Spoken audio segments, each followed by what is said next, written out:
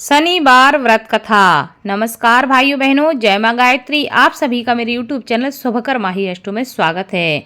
आज के इस वीडियो में सुनते हैं शनिवार व्रत कथा। सभी से विनम्र निवेदन है, अगर आप मेरे चैनल पर पहली बार आए हैं तो प्लीज वीडियो को लाइक, चैनल को सब्सक्राइब और वीडियो को ज्यादा से ज्यादा शेयर अवश्य करें, ताकि आपके साथ साथ आपके अपने भी इस कथा का लाभ ले सकें और शनिदेव की कृपा आपके साथ, आपके घर परिवार पर हमेशा बनी रहे। शनिदेव की विशेष कृपा प्राप्ति के लिए शनिवार के दिन शनिदेव की इस कथा का स्मरण अवश्य करना चाहिए। इस कथा को सुनने से तथा दूसरों को सुनाने से शनिदेव की विशेष कृपा होती है तथा जीवन के समस्त प्रकार के संकट समाप्त होते हैं। एक समय की बात है कि स्वर्गलोक में सबसे बड़ा कौन है, इस प्रश्न पर 9 ग्रहों में वाद विवाद हो गया। विवाद इतना ज्यादा बढ़ गया कि परस्पर भयंकर युद्ध की स्थिति बन गई। निर्णय के लिए सभी देवता देवराज इंद्र के पास पहुंचे और कहने लगे कि हे देवराज, आपको निर्णय करना होगा कि हम में से सबसे बड़ा कौन है। देवताओं का प्रश्न सुनकर देवराज इंद्र उलझन में पड़ गए। इंद्र कहने लगे, मैं इस प्रश्न का उत्तर देने में असमर्थ हूँ। हम सभी पृथ्वी लोक में उज्जैनी नगरी में राजा विक्रमादित्य के पास चलते हैं। वह ही निर्णय करेंगे कि कौन सबसे बड़ा है। देवराज इंद्र सहित सभी देवता उज्जैनी नगरी पहुँचे। महल में पहुंचकर जब देवताओं ने उनसे अपना प्रश्न पूछा तो राजा विक्रमादित्य भी कुछ देर के लिए परेशान हो उठे, क्योंकि सभी देवता अपनी अपनी शक्तियों के कारण महान थे। किसी को भी छोटा या बड़ा कह देने से उनके क्रोध के प्रकोप से भयंकर हानि पहुंच सकती थी। अचानक राजा विक्रमादित्य को एक उपाय सूझा और उन्होंने विभिन्न धातुओं स्वर्ण, रजत, कांसा, तांबा, चांदी, सीसा, रांगा, जस्ता, अभ्रक व लोहे के 9 आसन बनवाए। धातुओं के गुणों के अनुसार सभी आसनों को एक दूसरे के पीछे रखवाकर उन्होंने देवताओं को अपने अपने सिंहासन पर बैठने के लिए कहा। देवताओं के बैठने के बाद जब राजा विक्रमादित्य ने कहा, आपका निर्णय तो स्वयं हो गया है। जो सबसे पहले सिंहासन पर विराजमान है वही सबसे बड़ा है। राजा विक्रमादित्य के निर्णय को सुनकर शनिदेव को बड़ा ही क्रोध आया। शनि देवता ने सबसे पीछे आसन पर बैठने के कारण अपने को छोटा जानकर क्रोधित होकर कहा, हे राजन, हे विक्रमादित्य, तुमने मुझे पीछे बैठाकर मेरा अपमान किया है। तुम मेरी शक्तियों से अभी परिचित नहीं हो। मैं तुम्हारा सर्वनाश कर दूंगा।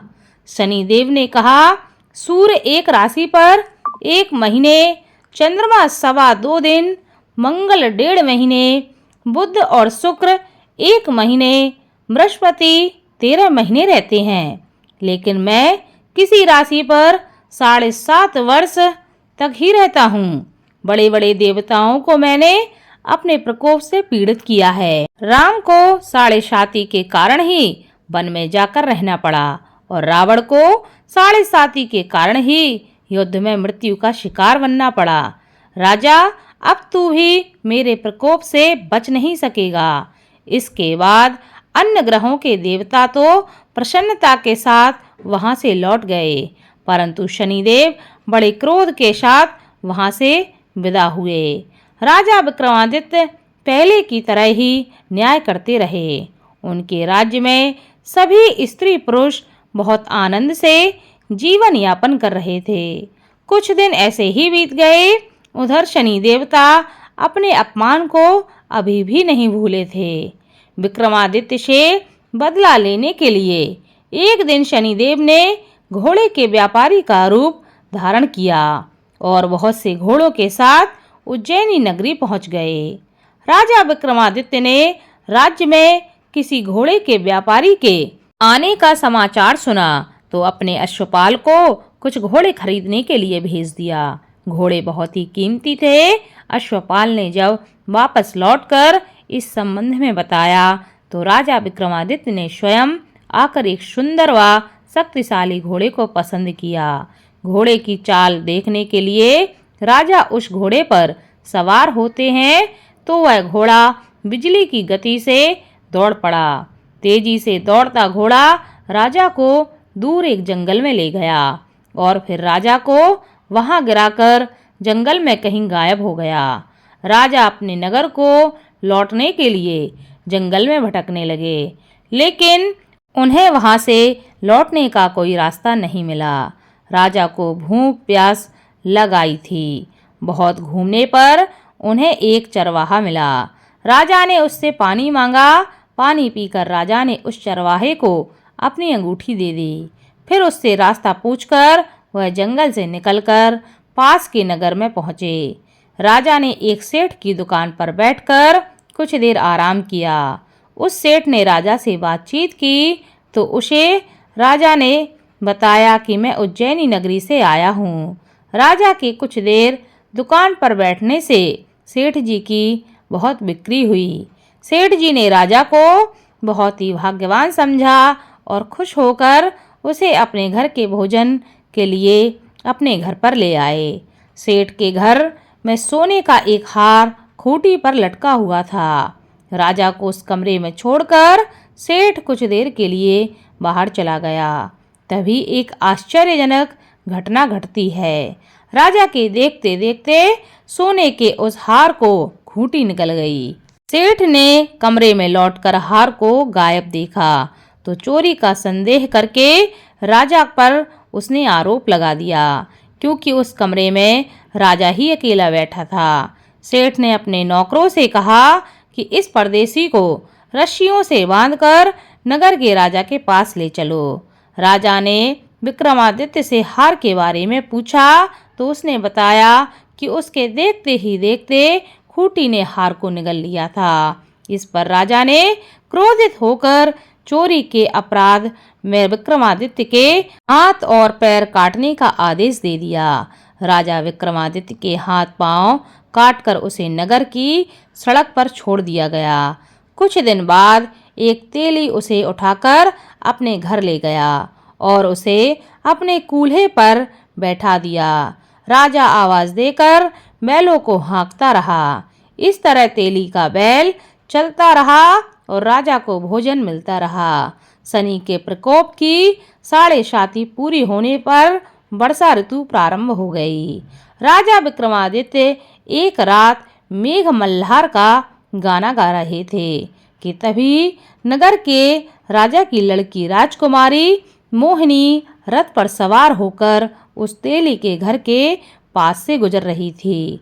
उसने मेघ मल्हार का गाना सुना तो उसे बहुत ही अच्छा लगा और दासी को भेजकर गाने वाले को बुला लाने के लिए उस राजकुमारी ने कहा। दासी ने लौटकर राजकुमारी को अपंग राजा के बारे में सब कुछ बता दिया।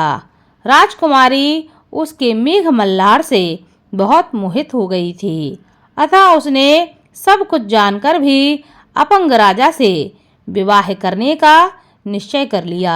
राजकुमारी ने अपने माता पिता से जब यह बात कही तो वह हैरान रह गए। रानी ने मोहिनी को बहुत समझाया पर उनकी बेटी नहीं मानी। तेरे भाग्य में तो किसी राजा की रानी होना लिखा है, फिर भी तू उस अपंग से विवाह करके अपने पांव पर कुल्हाड़ी क्यों मार रही है। राजकुमारी की माँ ने उसे बहुत समझाया। राजकुमारी ने अपनी जिद नहीं छोड़ी और अपनी जिद पूरी करने के लिए उसने भोजन का त्याग कर दिया और अपने प्राण त्यागने का उसने निश्चय कर लिया। आखिरकार राजा रानी को विवश होकर अपंग विक्रमादित्य से राजकुमारी का विवाह करना पड़ा। विवाह के बाद राजा विक्रमादित्य और राजकुमारी तेली के घर में रहने लगे। उसी रात स्वप्न में शनिदेव ने राजा से कहा, राजा तुमने मेरा प्रकोप देख लिया है, मैंने तुम्हें अपने अपमान का दंड दिया है। राजा ने शनिदेव से क्षमा करने के लिए कहा और प्रार्थना की कि हे शनिदेव, आपने जितना दुख मुझे दिया है अन्य किसी को ना देना। शनिदेव ने कुछ सोचकर कहा, राजा मैं तुम्हारी प्रार्थना स्वीकार करता हूँ। जो कोई स्त्री पुरुष मेरी पूजा करेगा, मेरी कथा का श्रवण करेगा, उस पर मेरा क्रोध कभी नहीं होगा। जो भी शनिवार को व्रत करेगा, मेरी कथा को सुनेगा, दूसरों को सुनाएगा, उस पर मेरी अनुकंपा सदा बनी रहेगी। प्रातःकाल राजा विक्रमादित्य की नींद खुली तो वह देखते हैं कि उनके हाथ पैर वापस आ गए हैं। यह सब देखकर राजा की खुशी का ठिकाना न रहा। उसने मन ही मन शनिदेव को प्रणाम किया और राजकुमारी भी राजा के हाथ पांव सही सलामत देखकर आश्चर्य में डूब गई। तब राजा विक्रमादित्य ने अपना परिचय देते हुए शनिदेव के प्रकोप की सारी कथा रानी को सुनाई। सेठ को जब इस बात का पता चला तो वह दौड़ता हुआ तेली के घर पहुंचा और राजा के चरणों में गिरकर क्षमा मांगने लगा। राजा ने उसे क्षमा कर दिया, क्योंकि यह सब तो शनिदेव के प्रकोप के कारण हुआ था। सेठ राजा को अपने घर ले गया और उसे भोजन कराया। भोजन करते समय वहां एक आश्चर्यजनक घटना घटी। सबके देखते देखते उस खूंटी ने हार को उगल दिया। सेठ जी ने अपनी बेटी का विवाह भी राजा के साथ कर दिया और बहुत सी स्वर्ण आभूषण देकर, धन आदि देकर राजा को वहां से विदा कर दिया। राजा विक्रमादित्य राजकुमारी मोहिनी और सेठ की बेटी के साथ उज्जैनी नगरी वापस पहुंच गए। वहां के नगरवासियों को जैसे ही पता चला कि राजा वापस आ रहे हैं, सबने उनका स्वागत किया। अगले दिन राजा विक्रमादित्य ने पूरे राज्य में घोषणा कराई कि शनिदेव सब देवों में सर्वश्रेष्ठ हैं। प्रत्येक स्त्री पुरुष को शनिवार के दिन उनका व्रत करना चाहिए, उनकी इस कथा को अवश्य सुनना चाहिए। ऐसा करने से उनकी कृपा हमेशा बनी रहती है। राजा विक्रमादित्य की घोषणा से शनिदेव बहुत ही प्रसन्न हुए और शनिवार का व्रत करने और व्रत कथा सुनने के कारण सभी लोगों की मनोकामनाएं शनिदेव पूरी करने लगे। शनिदेव की अनुकंपा से सबके मनोरथ पूर्ण होने लगे। सभी लोग आनंद पूर्वक अपना जीवन यापन करने लगे। बोलो शनिदेव की जय।